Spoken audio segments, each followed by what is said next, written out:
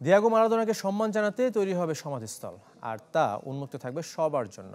তার মেয়ের আবেদনের প্রেক্ষিতে আর্জেন্টিনার একটি আদালত মারাদোনার দেহাবশেষ সরানোর অনুমতি দিয়েছে, যে আদালতে তার মৃত্যু অস্বাভাবিক কিনা তার বিচার চলছে।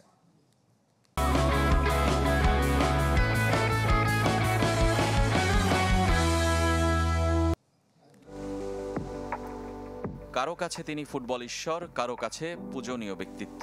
তাই দিয়েগো আর্মান্দো মারাদোনাকে শ্রদ্ধা আর সম্মান জানানোর পথটা সারা বিশ্বের মানুষের জন্য উন্মুক্ত রাখতে চায় তার পরিবার।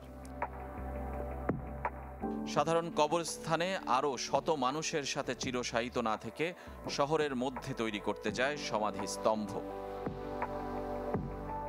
বেয়া ভিস্তা থেকে বুয়েনোস আয়ার্সের কেন্দ্রস্থল পুয়ের্তো মাদেরোতে সরিয়ে নেয়ার ইচ্ছা তার মেয়ের, যা কিনা অংশ হবে M10 মেমোরিয়াল প্রজেক্টের, যেখানে চিরশায়িত মারাদোনাকে যেমন দেখা যাবে তেমনি মারাদোনা জাদুঘরও হবে।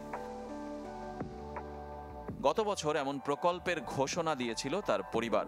মঙ্গলবার তারই অনুমোদন দিয়েছে সান ইজাইদ্রো কোর্ট 3, যে আদালতে মামলা চলছে চিকিৎসার অবহেলার কারণে তার মৃত্যু হয়েছে কিনা সে বিষয়ে। মারাদোনার চিকিৎসার দায়িত্বে থাকা 8 জনের বিরুদ্ধে অভিযোগে এনে চলছে এই মামলা। আগামী বছর 11 মার্চ পরবর্তী শুনানির দিন চূড়ান্ত করা হয়েছে।